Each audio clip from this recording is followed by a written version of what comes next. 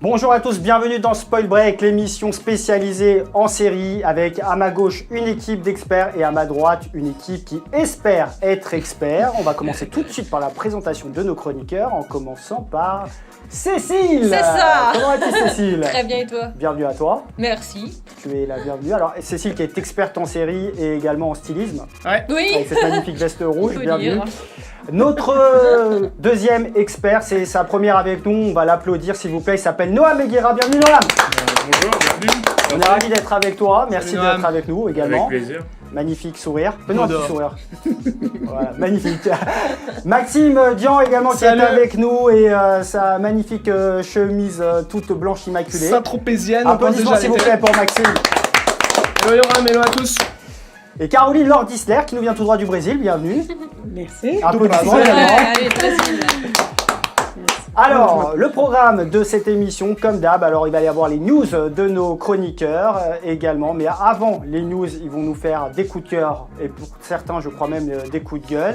Il y aura également un focus spécial, ne le ratez pas, Game of Thrones. On va parler de la dernière saison qui fait tant débat, la saison 8. Et aussi le thé dans le game avec un jeu spécial. Vous allez voir ça dans quelques instants. Et on commence tout de suite par le coup de cœur.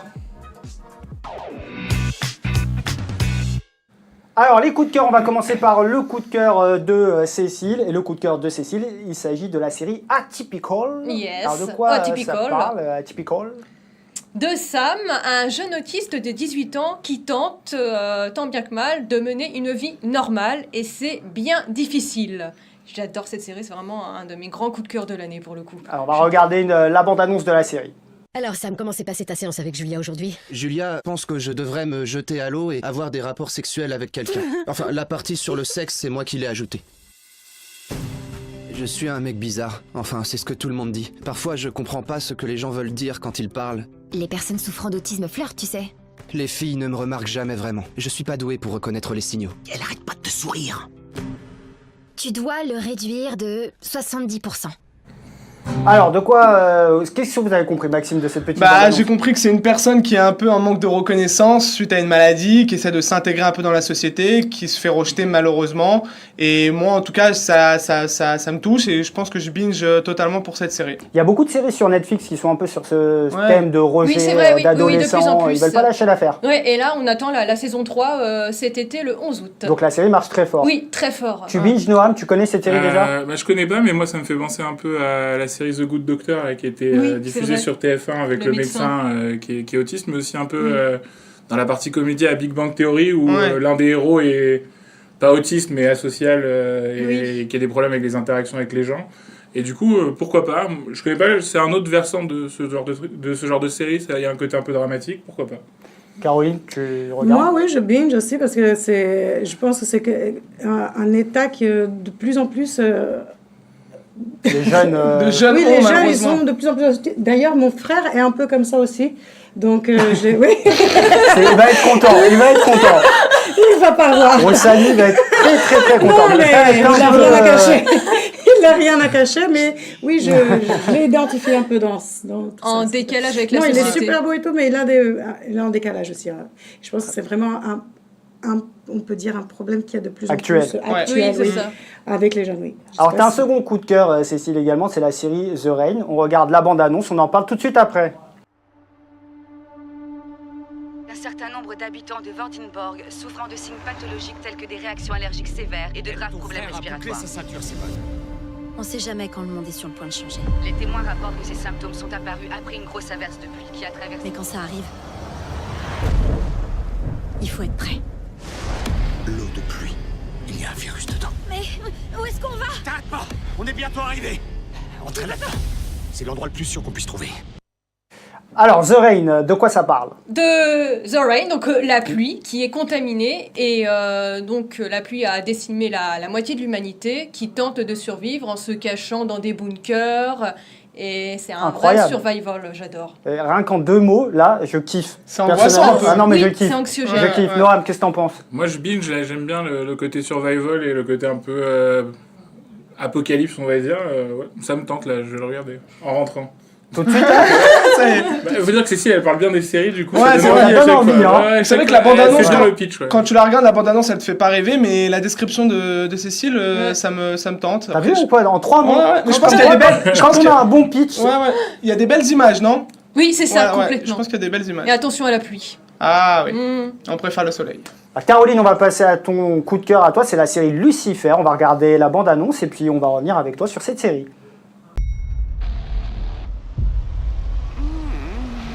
Lucifer? Nice! Just in time. Detective, would you like to go out with me this evening? After I saw your face, I felt lost. I just want to get back to work. The detective is clearly in denial. Help me. Take it slowly. How is Lucifer? I'm sure he is just fine. Alors Lucifer, de quoi ça parle? Alors, c'est l'histoire de Lucifer, du démon. Lucifer qui se, comment on peut dire des gros mots. On peut dire des mots. Bon, non. Donc, qui se lasse, on va dire, qui se lasse en enfer et décide de passer des vacances à Los Angeles et ouvre une boîte qui s'appelle Lux. Et après, ça tourne dans une série un peu policière, mais c'est super intéressant. Il a des pouvoirs? Oui, il a des pouvoirs. Il a des pouvoirs très intéressants d'ailleurs, et comme Lucifer. Et vous pouvez voir aussi que le comédien, tant que la comédienne aussi, sont très... D'ailleurs, je sais pas pour les fans de Suits, mais j'ai vu dans l'extrait qu'on a passé la meuf de Louis Litt. Tu connais Louis Litt? Oui, l'avocat qui est toujours un peu en marge du cabinet. D'accord, j'ai pas vu. Alors, est-ce qu'on binge Lucifer? Noam? Moi, pas trop. Moi, c'est pas mon style de série parce que... problème, alors le pitch est super intéressant, l'histoire de l'ange déchu, etc. Mais je suis pas fan du côté de ce qu'ils en ont fait. J'ai regardé quelques épisodes et ça tourne beaucoup autour d'histoires entre les personnages, d'histoires d'amour, de résolution de meurtre, ce genre de choses. Et c'est pas quelque chose, moi, qui m'attire beaucoup dans cette série. T'as une meuf? Ouais. D'accord. Oui, c'est toujours la même? Toujours la même. Cécile? Direct, j'adore l'ambiance et c'est devenu un grand classique pour moi. Carrément. Et toi, Maxime? Non, moi ça me dit rien du tout. Je sais pas, cette histoire de vampire qui redescend sur la terre ferme, ça me dit rien. Sur la terre ferme. C'est vrai. C'est un vampire, c'est un démon. Un démon, c'est pareil. Alors Noam, on va C'est revenir le sur démon. toi parce que t'as un coup de cœur incroyable. Alors je vais te Incroyable. laisser dire le titre de la série, c'est compliqué. Alors, avec un accent français, c'est Toys That Made Us. Donc, en fait, c'est une série de documentaires. À chaque fois, ça dure 40 minutes. Et ils vont aller enquêter sur le succès des jouets iconiques de différentes périodes. Donc, il y a déjà 2 saisons qui sont disponibles sur Netflix. Il y a eu les jouets Star Wars, Star Trek, les Barbie, les Lego. Et en fait, donc, à la fois, ils vont aller étudier le contexte historique dans lequel ça a été créé. Et à la fois, ils vont aller interviewer les gens et interviewer des stars et leur demander alors c'est quoi pour eux les jeux. Et ils vont remettre ça en parallèle avec le contexte économique et politique du moment. Bande-annonce? Ouais. We sold well over 400,000 of these. It grew into $1 billion franchise. Star Wars films to date have roughly made $7 billion at the box office. The toys have made twice that amount. She has had 180 careers. He had a bearskin cape and a battle axe. And he called him He-Man. It was ingrained. Alors donc, cette série, moi j'adore. hein. La bande-annonce m'a grave fait kiffer. Cécile, est-ce que tu binges? Ouais, ça a l'air original. j'adore. Maxime? Ouais, pareil, ça a l'air vraiment original, un peu historique. Samedi, je binge. Caroline? Moi aussi. Retour exactement. en enfance assuré avec cette série. Bravo Noam, applaudissements Bravo. pour ton coup de cœur. Pour l'instant, c'est le coup de cœur du moment. Un full perfect. Alors Maxime, on reste sur toi, sur ta personne. Moi, c'est pas tout à fait la même chose. Si vous avez aimé Batman, vous allez forcément aimer Batwoman. C'est la cousine de Batwoman, Kate Kane, qui arpente les rues de Gotham City et qui doit chasser ses démons. Et la série donc se déroule après la disparition de son cousin Bruce Wayne. Et donc le Chevalier Noir qui a laissé Gotham avec ses habitants et ses démons. Et donc c'est sa cousine qui va reprendre le relais pour chasser les démons et combattre les ennemis de la ville. Allez, bande-annonce. Crows represent order, security, safety. Batman gave up on us. The Bat's not coming back. Something's up. Eyes everywhere.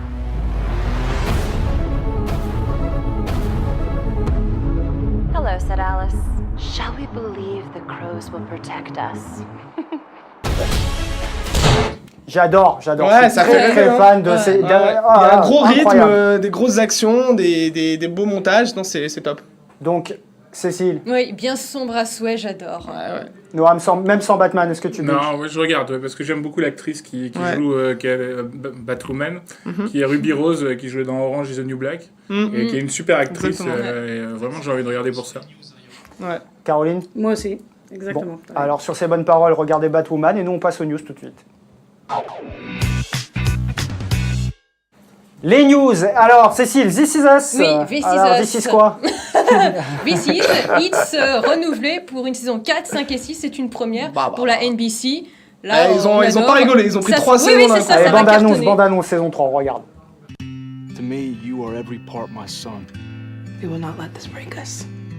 Mrs. Pearson, your husband has died. I want my kids to be okay. I want my family to be okay. I wish for a baby. I met the girl. You met a girl? No, the girl. Nominated for 8 Emmys. This Is Us. Alors, donc, qui c'est qui reconnaît bien la série? Maxime, tu Non. regardes? Non, moi je suis pas fan. Moi, j'ai Noam. jamais regardé. Bon, alors on va passer au scoop de Caroline avec des enfants coincés en Thaïlande. Alors, qu'est-ce donc? Oui, alors tout le monde se rappelle bien du drame qui s'est passé avec les enfants qui étaient dans la grotte en Thaïlande. Et ben, ça va être adapté en une série Netflix. La sortie est prévue en 2020. Et ce que j'ai trouvé très intéressant, c'est qu'ils vont reverser 20% des droits reçus 20% pour les familles qui ont... Ouais, c'est beau. C'est beau. Et à l'époque, initiative. À l'époque, les jeunes avaient tous des maillots de foot. Je sais pas si tu te souviens, Yoram, ils avaient été tous conviés à la finale de Ligue des Champions. C'était du coup il y a 2 ans et c'était un beau geste. Donc non, ce que fait Netflix, c'est aussi très intéressant. Alors, très bonne info. On va suivre ça de près. Et Maxime, alors, ton scoop à toi, ça concerne Grey's Anatomy. Alors ouais, moi c'est un peu plus léger. Donc Grey's Anatomy a été renouvelé pour 2 saisons. Il y aura donc bien une saison 16 et 17.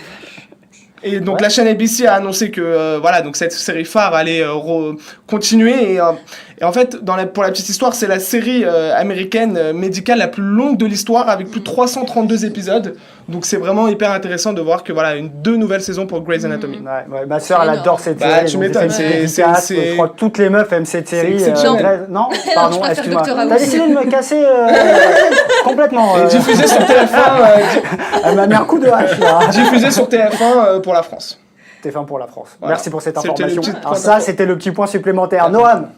Alors, mon scoop à moi, c'est Miss France 2019, donc Vaimalama Chavez. Elle est belle. Très belle. Elle est belle. Qui va faire ses premiers pas dans une série, dans un téléfilm pour France 3 qui s'appelle Meurtre à Tahiti, qui racontera l'histoire d'un policier de métropole qui est muté à Tahiti, qui va devoir faire équipe avec... Ça, c'est un pitch de série française. Un Muté en métropole. Qui va devoir faire équipe avec une gendarme tahitienne, du coup, et pour élucider un meurtre. Et Miss France jouera une serveuse dans un bar. Elle est incroyable. Ouais, elle a des yeux, en fait, c'est exceptionnel. J'en suis bouche bée. Ah non, Les yeux exceptionnel. revolver. Allez, on passe au T'es dans le game. T'es dans le game, alors on va jouer. Et on va jouer à un jeu incroyable. Je vais vous donner des noms d'acteurs stars de cinéma. Et vous allez devoir trouver dans quelle série ils ont débuté. Vous connaissez les règles. On a déjà joué maintes et maintes fois. Et on va commencer par le premier, Ashton Kutcher. Petite photo d'Ashton Kutcher pour ceux qui ne le remettent pas, le voici. Ashton Kutcher, il a débuté dans la série That 70 Show, Mon oncle Charlie ou Ma tante Charlotte. Mon oncle Charlie. Mon oncle Charlie. Bravo, point pour Noam. On enchaîne avec la deuxième photo et c'est Bradley Cooper. Alors, Bradley, il a débuté dans AK, Alias ou Versus. Alias. Très bien. Bravo. Michael Douglas. Alors, MJ. Non, Mikey, il a débuté dans les plages de Deauville, les rues de San Francisco. Ou alors les rues de San Francisco. Les rues de San Francisco. Et non, les plages de Deauville. Les plages de Deauville. Ouais. Les rues de San Francisco. Les rues de San Francisco, c'est... Oui, mais avec quelle orthographe? Non, sans S. Sans S, bravo Caroline, tu marques le point.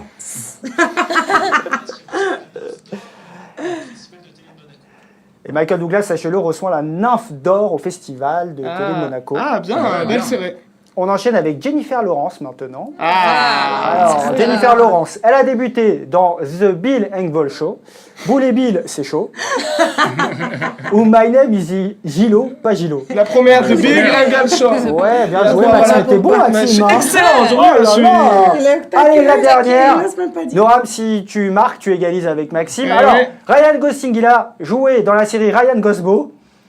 Shérif, fais-moi peur ou fais-moi peur? Shérif, fais-moi peur, je l'ai dit. Fais-moi peur, je pense. Non, Shérif, fais-moi peur. Fais-moi peur, c'est une très bonne réponse. Noam, applaudissements. Égalité parfaite. Bien joué. Je pense qu'il faut qu'on règle ça. Allez, n'hésitez pas à réagir sur le T'es dans le game hashtag spoilbreak. Et là, maintenant, on va passer à notre super dossier Game of Thrones sur la dernière saison, la saison 8. On passe au focus.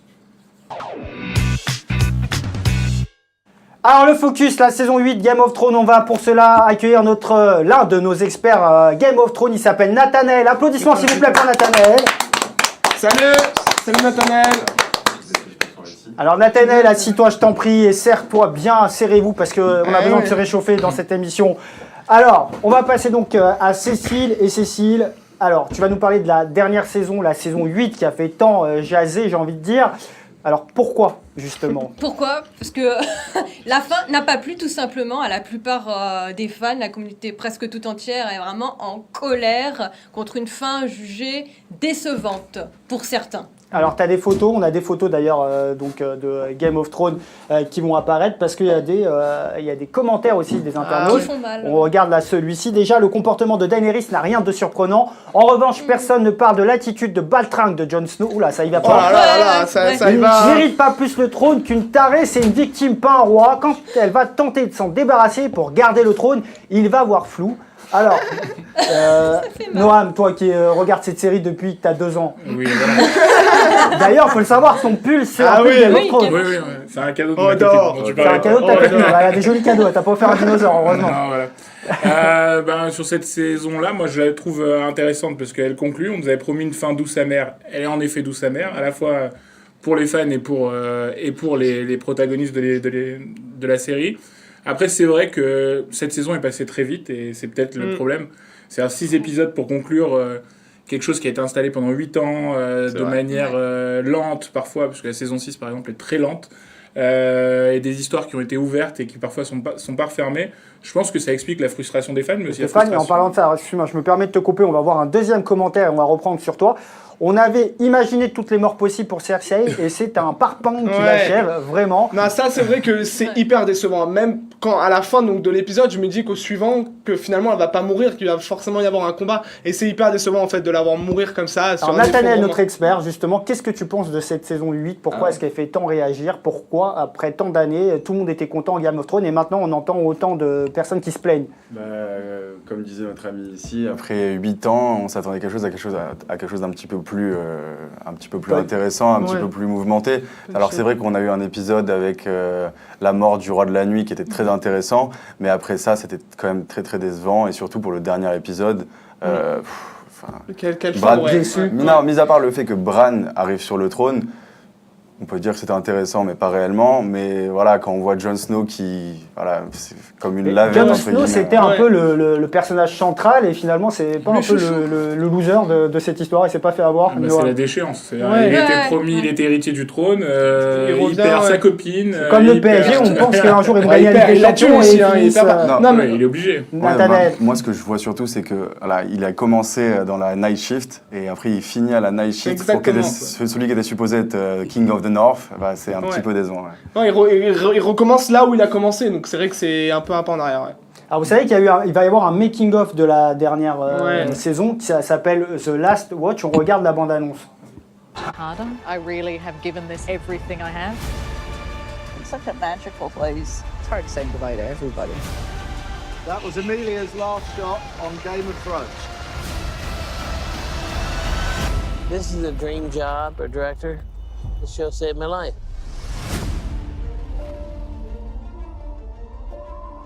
It's hard to fathom that I'll never be coming back. Best thing I've ever done.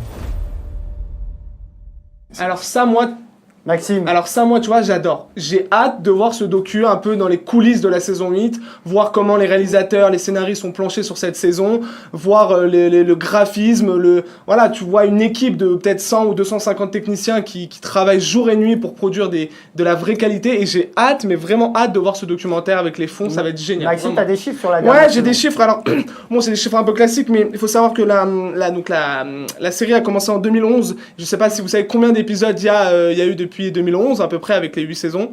Je sais pas, vous... 73. Et en fait, ce qui est intéressant de savoir, et moi perso j'étais un peu surpris parce que je pensais que c'était plus élevé, c'est le prix à peu près moyen par épisode. Combien vous pensez que ça... Entre 10 et 15 millions, non? Exactement, 15 millions de prix par épisode. Ensuite, il y a eu 47 Emmy Awards, c'est les récompenses américaines des séries, donc ça c'est vraiment intéressant, ça prouve vraiment que c'est une série exceptionnelle. Et... plus d'1 milliard de vues. 15 millions, on est bien d'accord, c'est sur la dernière saison. Oui, c'est ça, sur la dernière saison. Et voilà, à peu près. Et ensuite, il y a plus d'1 milliard de vues illégales aussi. Donc ça prouve que c'est quand même une série archi piratée. Voilà, téléchargée et piratée. Et donc justement, on parlait un petit peu de la déception des fans de la saison 8. Donc je sais pas si vous avez suivi qu'il y a une pétition qui a été créée pour avec plus d'1 million de signatures pour réécrire la fin de cette histoire. Ça n'arrivera jamais. Ça n'arrivera jamais. Et en plus, Jon Snow a répondu sur un article. Regardez, voilà. Sur la pétition concernant Game of Thrones. Voilà. Alors, on va revenir sur le débat de la saison 8, mais pour vous montrer la haine sur Twitter, on va avoir un top tweet des haters sur Game of Thrones. Et on va commencer par le premier tweet que l'on va voir dans un instant. Vous allez voir, parce que ça fait beaucoup réagir les haters, on connaît sur Twitter. Ça, voilà, donc voilà, le premier, le scénariste de la saison 8 de Game of Thrones. Mais alors, deuxième tweet, toujours sur les haters, voilà, sur la pétition concernant la fin de Game of Thrones. Voilà, je vais aller partir une pétition pour que... Bon, elle écrit bien français déjà. Je vais aller... Troisième tweet, le Stade Rennais cette année, c'est quand même autre chose que la saison 8 de Game of Thrones. Quatrième tweet que l'on va voir, la pétition de Game of Thrones, c'est que dalle à côté de celle que je vais faire pour sauver Batman, suite à l'annonce de Robert Pattinson dans le rôle principal de l'homme chauve-souris. Et le dernier tweet, quand les gens bloquent les escalators parce qu'ils se mettent pas à droite pour laisser passer Daenerys, hashtag Game of Thrones. Il y a eu un gros débat d'ailleurs sur Daenerys parce qu'elle a pété un câble dans la saison Nathanaël. En fait, c'est très drôle parce que dans les saisons précédentes, on peut voir qu'à un moment, elle fait un discours en disant devant un peuple qu'elle vient de libérer, Cersei dit que je vais venir brûler... Tu peux parler un tout petit peu plus fort? Bien sûr. Parce que c'est passionnant. Non, je disais, voilà, dans les saisons précédentes, elle faisait un discours devant un peuple qu'elle venait de libérer en disant Cersei vous a dit que j'allais détruire toute votre cité, brûler tout, et je le ferai jamais. Et on voit dans la dernière saison que c'est exactement ce qu'elle fait. Donc c'est un petit peu... Voilà, il y a une dualité un petit peu. Mais du coup, pour rebondir un peu sur encore la déception, je sais pas si vous avez vu... Maxime. Mais l'interview de Jon Snow, l'interview de Jon Snow qui dit clairement, j'en ai rien à faire qu'il y ait des gens déçus, parce que moi j'ai vu les gens bosser comme des fous, ne pas dormir pendant des jours et des jours. Donc voilà, la déception elle est là, et en vrai, conclure une série tellement... tellement iconique et même clivante sur certains points de vue, il y a forcément de la déception et il y a toujours il y aura toujours de la déception. Et je pense que c'est l'une des dernières saisons, série qui pourra réunir autant de monde, autant d'amis chez une personne pour regarder un épisode. Et cela dit, les gens sont souvent déçus par les fins bien sûr. Il y a un côté émotionnel aussi. Les gens sont Noah. Mais après, c'est-à-dire, moi je veux bien. Les gens ils sont déçus parce que aussi leurs théories sont pas réalisées. Exactement. Et en fait, après les milliers de théories qu'il y a eu sur Internet, bien sûr qu'il y en a qui sont tombées bons, donc il y a plus de surprises. Donc en fait, ce qui est reproché à la série, c'est de plus faire de surprises et de pas accomplir certaines théories un peu mystiques, alors que la série suit une logique politique. C'est une logique de qui va monter sur le trône. Les marcheurs blancs, bien sûr que c'est de la mystique, les dragons aussi, mais c'est des péripéties à côté de qui va monter sur le trône, puisque c'est ce qu'on nous explique. D'ailleurs, Ned Stark, c'est logique qu'il se fasse tuer finalement en fin de saison 1, vu qu'en fait, il veut remettre en cause le pouvoir actuel. Robb Stark aussi. Jon Snow, en tuant une reine dont les soldats sont des fanatiques et la considèrent comme leur mère, c'est très compliqué derrière d'aller prendre le trône alors qu'il a une armée de 20 000 personnes ou plusieurs milliers de personnes qui l'attendent derrière la porte. Donc en fait, ça suit une logique. C'est décevant. C'est décevant parce que c'est pas les théories qu'on espérait. Peut-être que le livre répondra à d'autres questions, plus mystiques d'ailleurs, et on verra. Mais Pour moi, c'est logique. Après, on peut pas, c'est un moyen de se séparer Alors, de la série. on va avoir une photo, parce qu'il y en a qui ont quand même de l'humour par rapport à Game of Thrones. On va avoir une photo qui fait référence à Dracarys. Ah oui. Vous allez voir une Dracarys. photo qui a circulé sur Twitter. Une photo bonus. On va voir ça. Voilà. Donc, si le ciel se met aussi à regarder c'est incroyable. Game of Thrones, Dracarys, voilà. Exceptionnel. Mais pour... Alors, Noam, Nathanaël, pardon, vous avez double N. Ouais, juste pour revenir sur quelque chose qui était pour moi l'une des choses les plus décevantes dans la dernière saison de Game of Thrones, c'était la façon dont le deuxième dragon meurt. Ouais. Ça supposait être un être mystique, surpuissant, et là il prend une flèche, il tombe et ça change tout en plus. Non, ça change tout, et on se dit, à partir de ce moment-là, on se dit, bon, je sais Les pas, acteurs, ils ont un peu lâché l'affaire aussi, quoi. parce qu'on a quand même vu des petits bugs avec notamment le fameux gobelet d'une. Ça, c'est pas les acteurs, ça. Ben non. Ça, c'est pas un bug surtout. Mais non, alors, il y a des Maxime. théories qui disent que ce sont des bugs, d'autres qui disent que ce sont pas des bugs, mais même si c'est un bug, c'est pas de la faute des acteurs. Enfin, je sais pas ce que vous en pensez, mais c'est de la faute de la réalisation, de ceux qui travaillent autour, des costumes, des décors. C'était arrivé dans d'autres saisons Voilà. aussi et personne n'a rien dit. C'est-à-dire, c'est arrivé dans d'autres saisons que Jamie, par exemple, ait un verre de café dans la main pendant une scène, on le voyait à l'écran, personne n'a rien dit. Alors, le mot de la fin pour chacun, je fais un rapide tour de table. La saison 8, réussite ou échec? Réussite. Noam? Semi-réussite, un peu trop courte. Maxime? Ouais, pas mieux, semi-réussite. Il aurait fallu 2 saisons. Nathanaël? Ouais, mitigé aussi. Et Caroline? Semi-réussite aussi. Voilà, quel joli mot de la fin. Merci à vous, chers amis chroniqueurs, d'avoir été présents et en forme. Et merci à vous de nous avoir regardés. Surtout, n'hésitez pas à vous abonner. On vous retrouve très bientôt sur Spoil Break. Ciao, ciao.